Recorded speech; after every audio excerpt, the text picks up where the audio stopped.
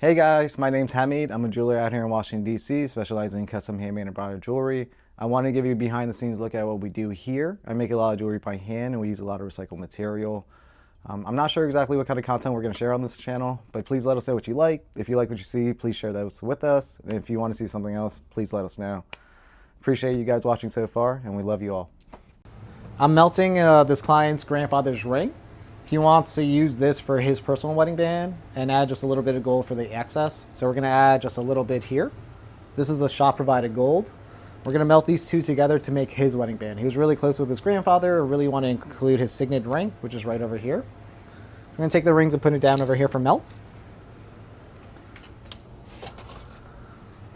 Go ahead and start our torch. Set up more properly. All right, cool. Ready to melt.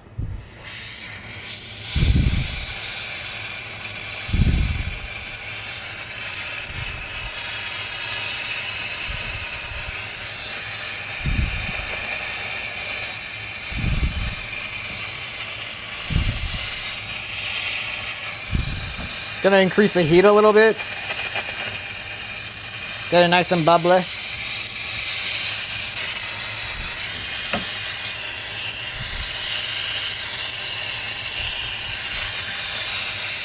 Yeah, it moves real easily.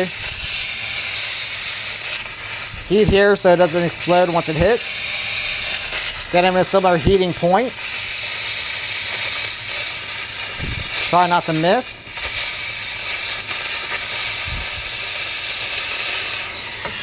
There we go. Ooh.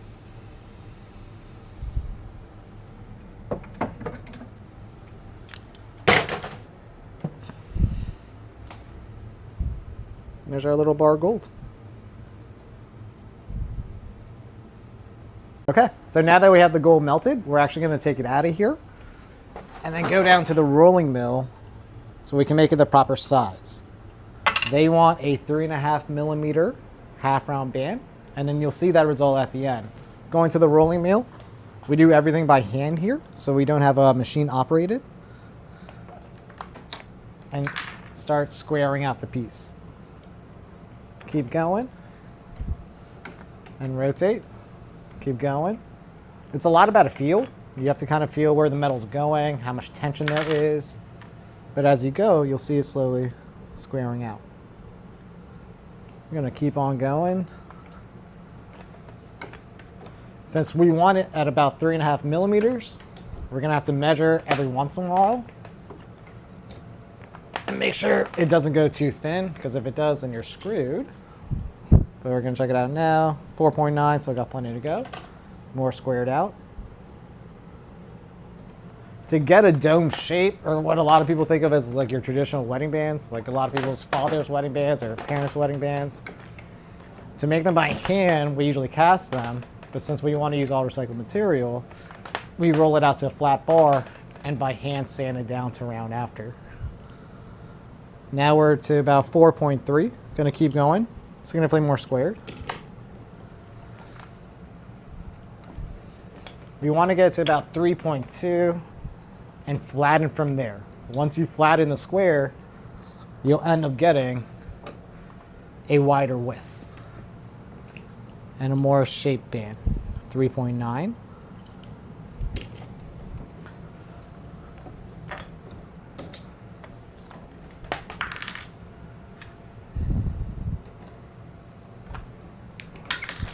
See how that bar is becoming so long and squared?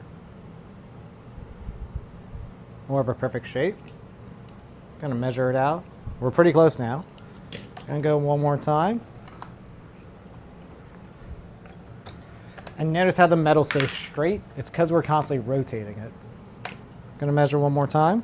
3.26. Right there where we want to be about. Pretty even. So from here, we're going to heat this up. You'll see that shortly. Go ahead and flatten it out on the same rolling mill, make it into a band, and then we'll have a wedding band.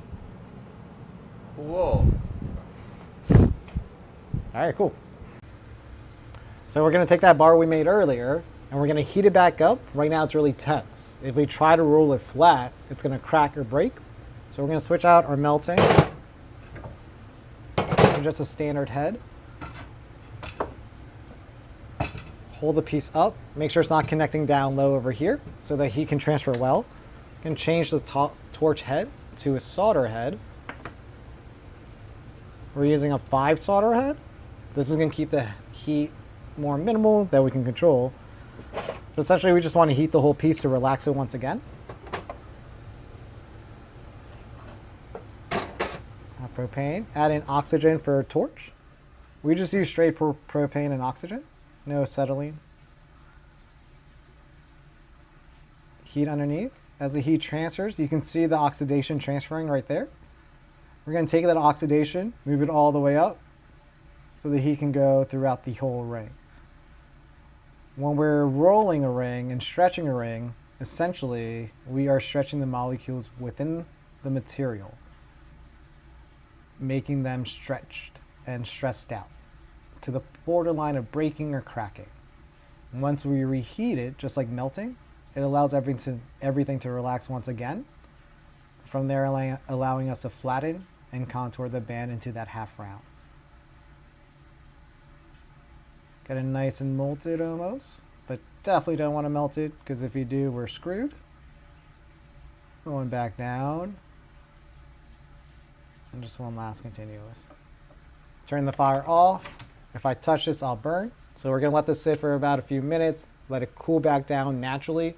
If we dump it into water, it will kind of ruin the whole process of heat treating. So we're going to let it cool naturally. Make sure not to touch the heating pad so the heat transfers just within the singular piece. And then from there, take it back to a rolling mill, flatten out to go ahead and make the band. Cool, on to the next step. Now that the metal's cooled down, we're going to touch it and make sure we don't get burned. All right, we're good. Go ahead and take the metal, go back to the rolling mill. We have the square now. We're going to go ahead and take that square and make it flat and wider to make it the right width and the right depth for the actual wedding band. So we're going to go on to the rolling mill once again. Put it next to it to gauge how wide we need. Once the metal slides through, like that, we know that we're too big. We're going to push it back a little more. Now it's jamming in. Big thing here, as we're rotating here, we do not want to rotate on this side of the rolling mill. We want to flatten the piece consistently. Taking the initial measurement just to show you guys. About 3.22, 3.26. Same measurement we got last time, clearly the same bar. First roll. Grab it on the other side to make sure. And notice how it's already flattening out a little. Go more.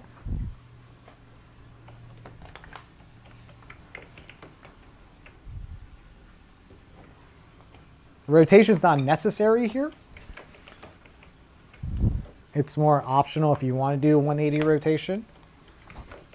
Biggest thing here is consistency of depth and width. 3.6, 2.3. We want to get this closer to about 1.6 potentially.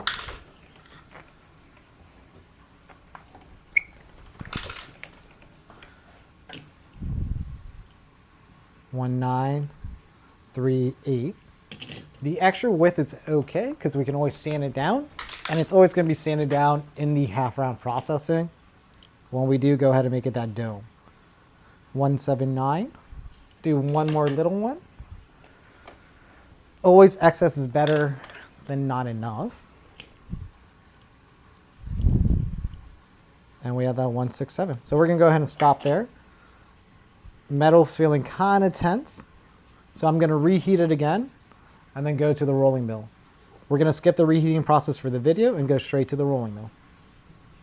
So we just finished the rolling, cut off a little edge and heated it back up. You can see the oxidation. We wanted to save you the process of washing that. It's not the most fun. We just heat the material again, but it is the same as you saw earlier. Going to take this to the rounder now to actually make it to a shape of a ring. So let's go on over. And as you see here,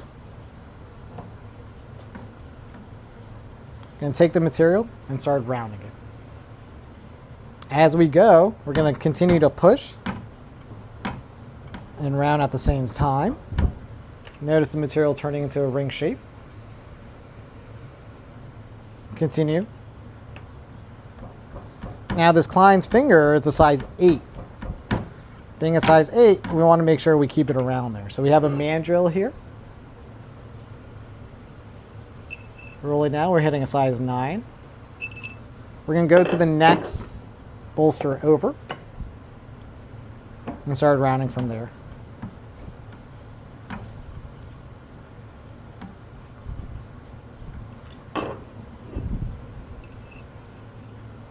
Going to hit it to a size 8. Straighten the ring out. Go ahead and cut it from here. Put the ring into your nice round shape and solder it. We're going to skip the cutting process, not the most interesting, but we're going to go ahead and show you the solder process. So we got our round shape we just rounded. Going to cut this little excess off. Already started, just saving you a little bit of that process. Going on in here with our saw. As you hear that loud pitch noise, it's about to cut off. Cuts right off. We have this gap here. Going to use our rounded nose pliers. Just open up a little bit. And take this piece right here. Use our special fancy pliers. Kind of round that into one another.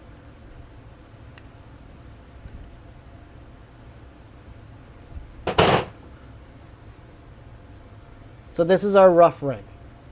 We're going to solder this ring now. Put it down on our soldering pad. Have this open cavity. That's where our solder is actually going to go into.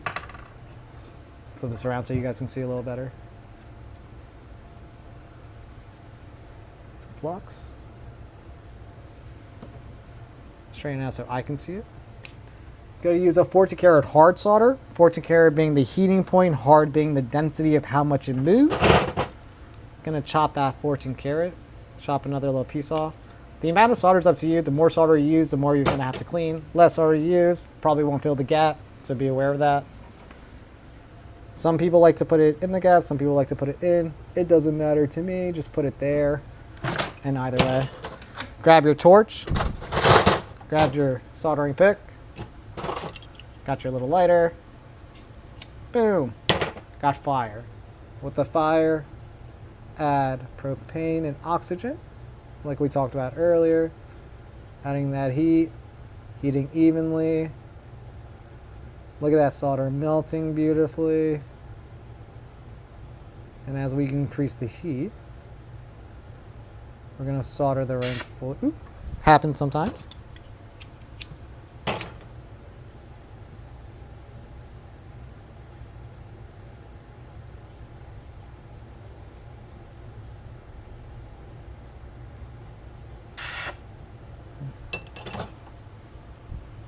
Gonna have to be a little more patient with the heating. The ring's taking a lot of heat. A lot of times these vintage pieces are made with a lot of copper or nickel or other random material.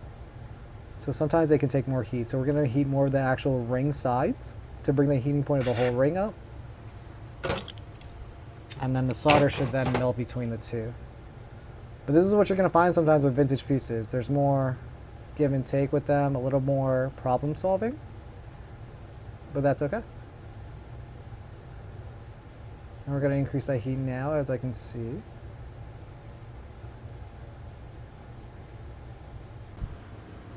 Alright guys, wanted to show you, got the ring all soldered together now.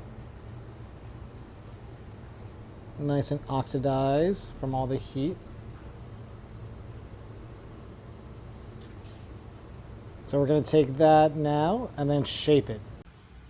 We're now going to take our rough wedding band shape, add it onto our finger for our rolling, or for our polishing wheel, so then we can add in a more traditional half round shape rather than your flat shape you see here. Let's get it done, guys. All right, so we got on the polishing wheel. Going to turn on the polishing wheel. Take our filing saw. Again, this is the only way to really hand do it. But we're going to go ahead.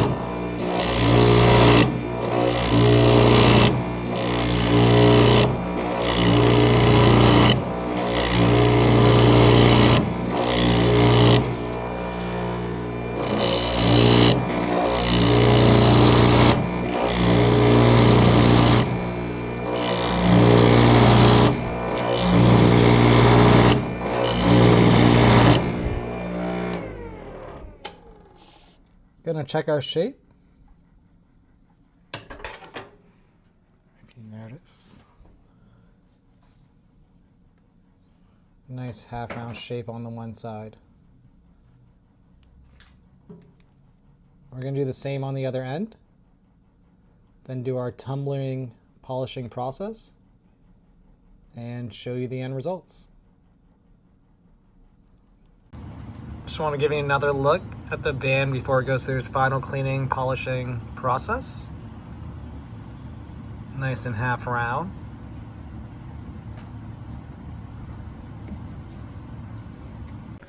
We're gonna ask Francisco a question. So Francisco, what's your favorite thing about working at a jewelry store?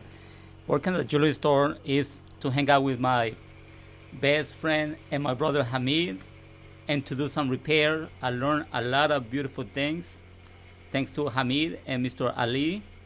I learned some restringing, jewelry repair thanks to them. And I love doing repair and helping customers. That's a great answer. Okay guys, and now we got the finished ring.